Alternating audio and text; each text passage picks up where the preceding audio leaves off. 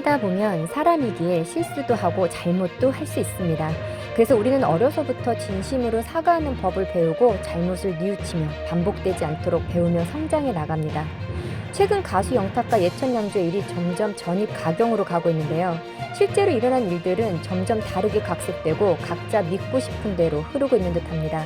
모든 진실을 알고 있는 사람이 존재함에도 그 진실을 감추기 위해 변명에 거짓말에 피해자 코스프레까지 하고 있으니 참으로 진흙탕이 따로 없습니다.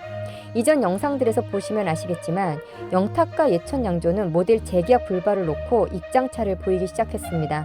이 과정에서 영탁 상표권 문제가 드러났고 양측은 각자의 날선 입장을 내세우며 평행선을 달리고 있었는데요. 지난해 하반기 예천양조 백구영 회장은 영탁 측에 상표 등록 승낙서를 요청했습니다. 백구영 회장의 이름을 딴 막걸리 영탁에 대한 상표 출원을 위해 유명인인 영탁의 동의가 필요하다는 특허청의 요구사항 때문인데요.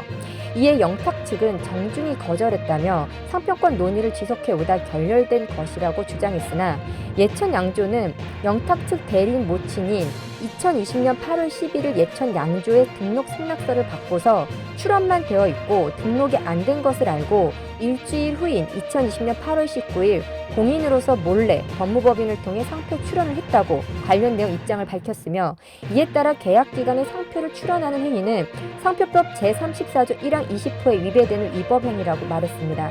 예천양조는 영탁 대리인인 모친이 계약금으로 150억 원을 요구했다고도 했으며 모친의 말을 듣고 회사의 미래를 위해 국까지 했다고 밝힌 바 있는데요. 예천양조 관계자는 신이 노했다며 죄를 지내라고 했다. 그래서 죄를 2번에서 3번 지냈다. 돼지 머리를 신문지에 싸서 공장에 묻으라고 지시했다며 모친과 나눈 카톡 대화를 공개하기도 했습니다. 영상에도 나와 있으니 참고하시기 바랍니다. 반면 영탁 측 입장은 달랐습니다.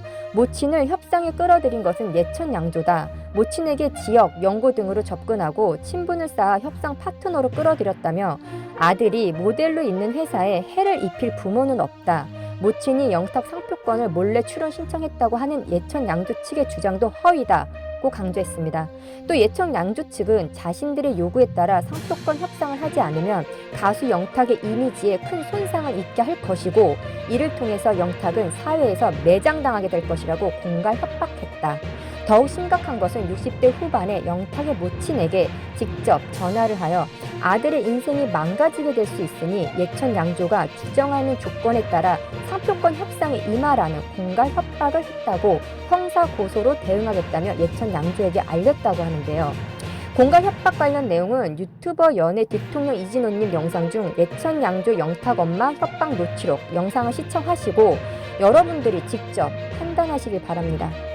이에 예천양조는 영탁의 공갈 협박을 한 적이 없고 허위 사실을 공표한 적도 없다며 영탁 측이 낸 고소장이 접수되는 대로 누가 거짓을 말하는지 수사기관에 제출하여 진실을 밝히겠다고 맞대응 의지를 보였는데요. 영탁 측은 예천양조 측의 부당한 행위에 대해서 특별한 사정이 없으면 언론을 통한 대응은 하지 않겠다.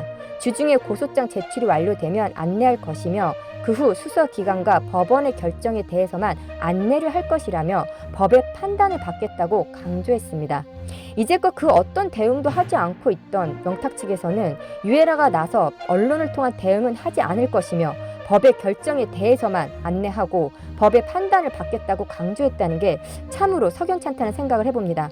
아들이 모델로 있는 회사에 해를 입힐 부모는 없다. 이 말이 지금 언론 플레이 아니면 뭔가 싶은데요.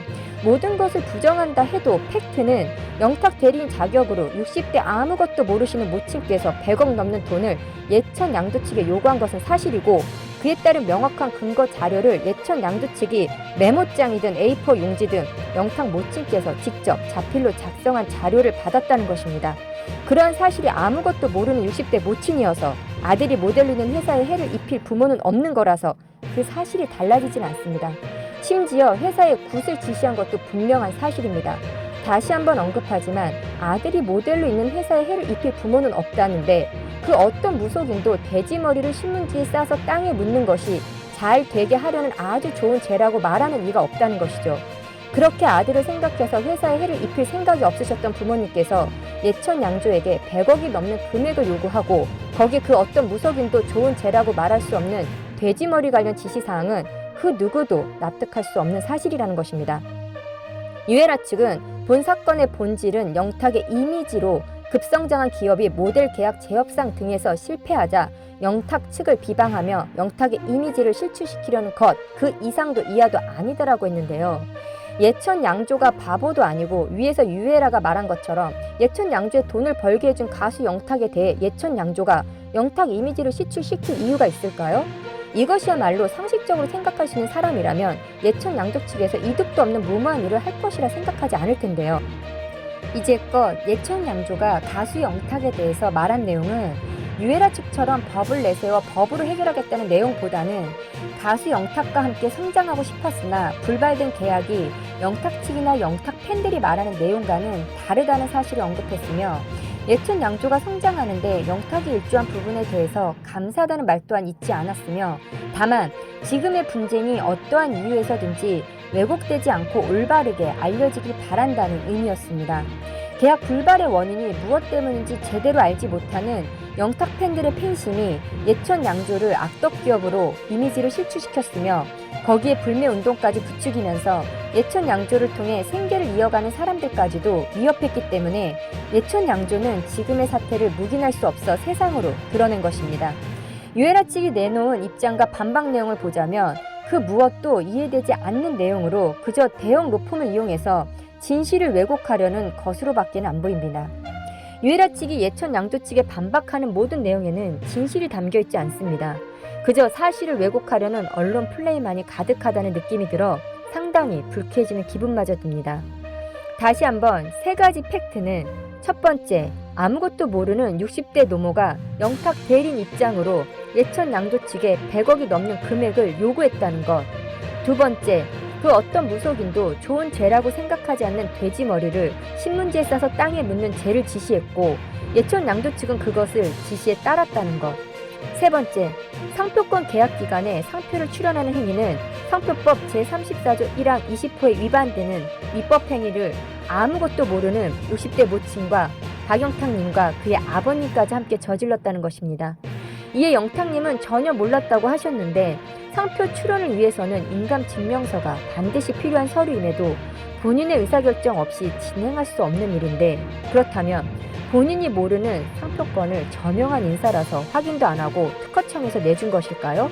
아니면 알면서도 모른 척 팬들과 국민들을 속인 것일까요? 유에라 측에서는 무엇이라 말하든 지금의 팩트가 뒤집어지지 않는 이상은 가수 영탁님의 사필 규정은 가수 영탁님만의 환상이고 망상이지 많은 사람들이 수긍할 수 있는 메시지는 아닌 듯합니다. 오늘 영상은 여기까지입니다. 여러분들의 구독, 좋아요, 알림 설정은 영상을 제작하는 데 많은 도움이 됩니다. 감사합니다.